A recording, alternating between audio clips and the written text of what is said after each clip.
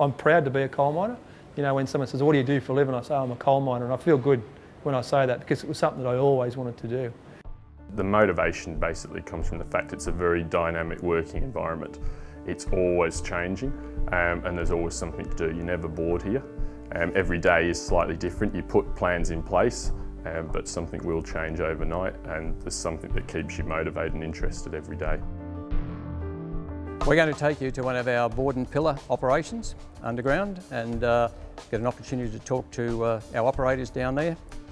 This is a diesel-powered vehicle. It's an Australian manufactured vehicle.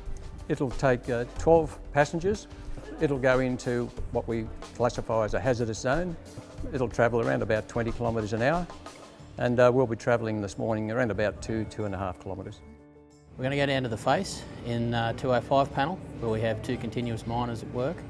We run 3 shuttle cars in here that load onto a breaker feeder and then send the coal out to the surface to our coal handling plant. So we're walking down the main travelling road at the moment towards the face. We've entered the hazardous zone. So all equipment that we operate in this area has to be explosion protected and intrinsically safe. All electrical apparatus, that is. So there's a fair few procedures and rules and regulations that we have to follow in this area.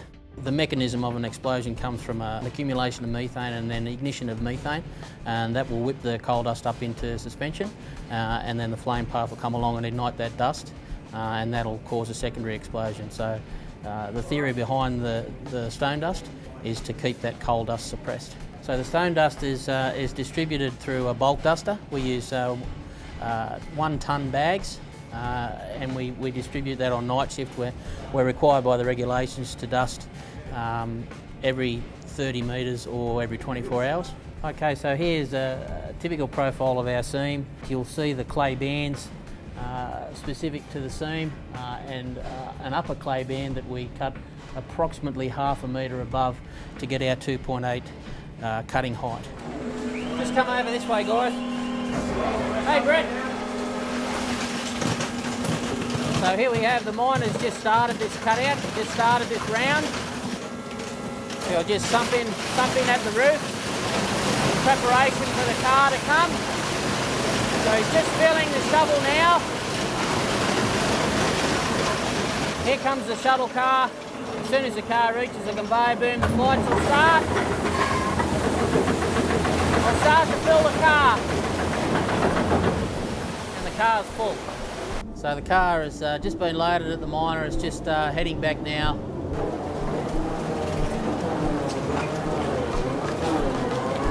And then onto the feeder. The people here are great to work with, and that keeps the job interesting. It's not a desk job. It's not one where I'm sat behind a computer day in, day out. It's very much hands-on.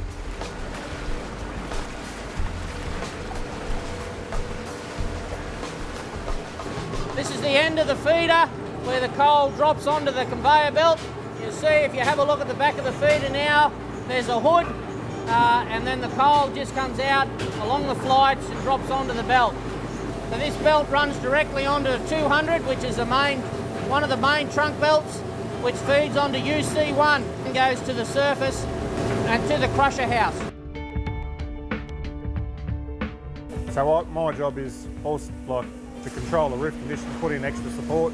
Currently, this is CMO8, we're bolting on a round out. We've cut a round out, now we're currently putting 4 sheets up to our management rules in bolting. We're doing a 4-2 pattern.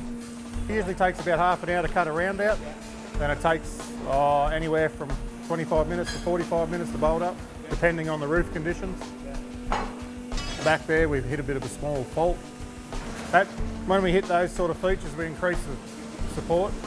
We try to work out this miner's bolting, and that side's always cutting. As soon as they finish cutting, we'll be ready to go. The reflective strips that you see as we're travelling in on the road, it's all part of our evacuation and emergency management plan. So this is an example of a lifeline. If we're in a smoke-filled atmosphere, vision's restricted, we can actually feel our way out. Hand slips over the top of the cones. You get to this point here, I can't go anywhere. I'm back onto this line, and we get another cone up there exactly the same. You've got the green indicating that's the escape route. In the opposite direction down here, you've got the red indicating that's not the way to go out.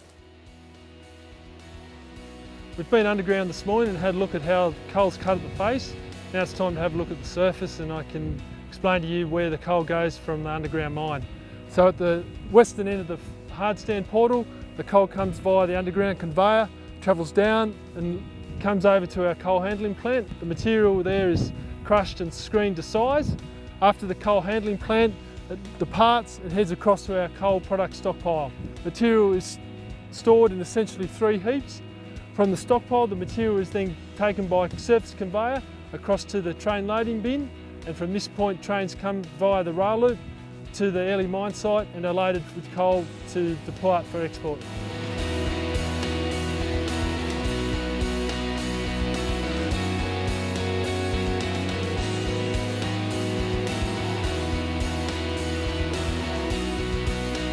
Never a dull moment. There's always, jump on an AIMEX or jump on the Bolt or jump in a shuttle car, and it's not, you're not like a robot. There's always something new and something challenging, something different. And coal mining, it's a strong part of our local industry, and it's good to be a part of that. Yeah, I'd say I'm proud to be a coal miner. With ease, yeah.